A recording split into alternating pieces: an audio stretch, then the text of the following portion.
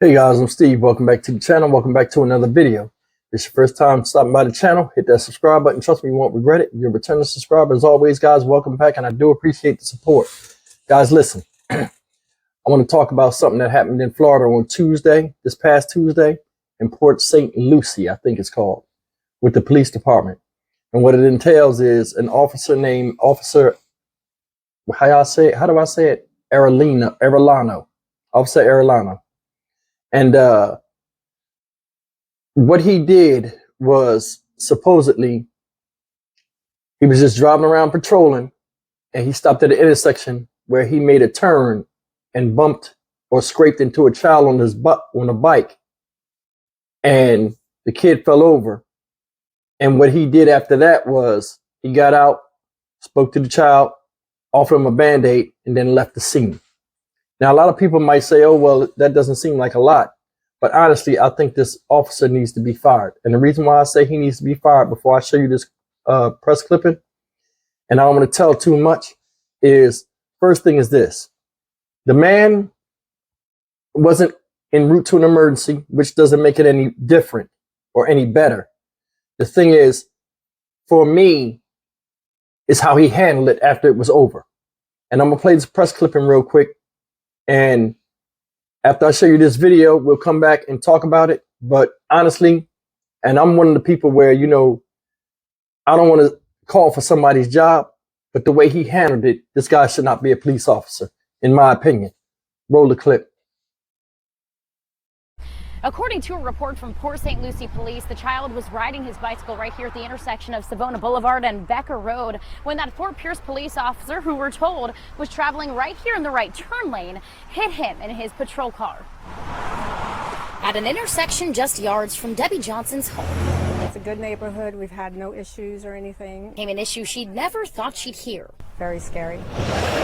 A child riding his bicycle, hit by a Fort Pierce police officer in his patrol car, according to this report from Port St. Lucie police. I was very shocked because we didn't have anything like that to happen out here.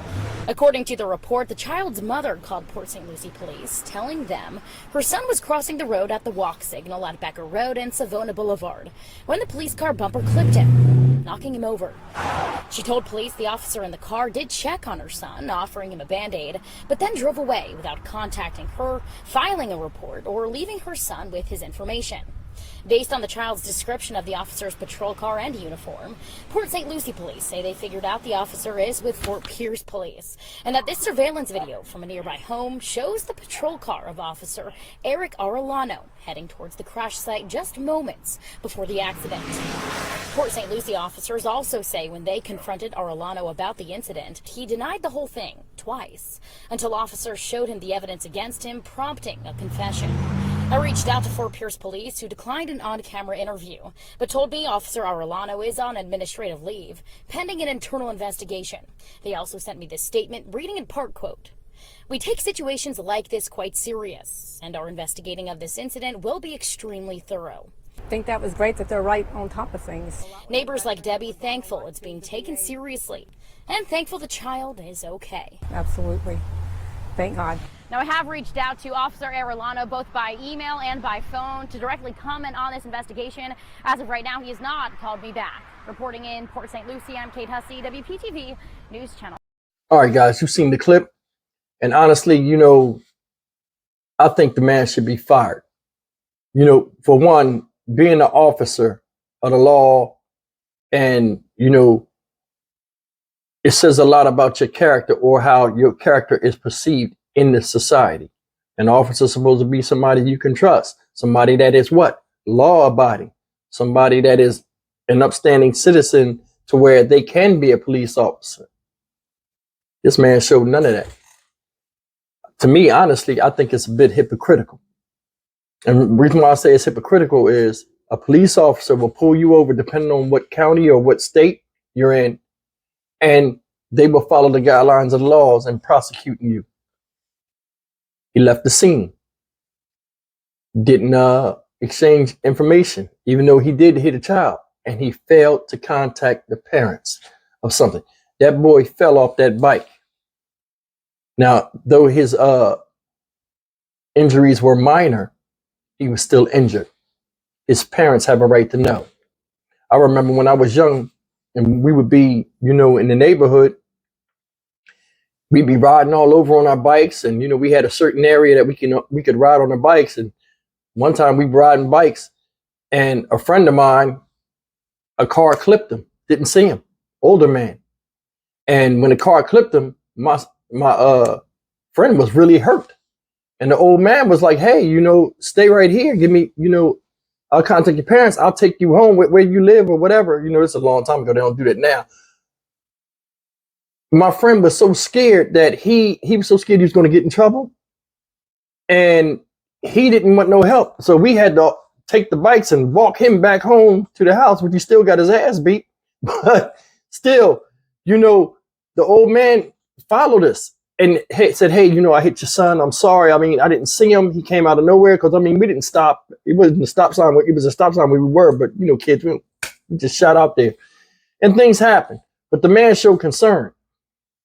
This guy right here, like I said, is hypocritical. You're in a car accident. You just, doing it. These the same people that are authorized to prosecute you or give you citations or anything like that. And I'm sure him being an officer, most of the times they handle stuff as either domestic disturbance or traffic accident.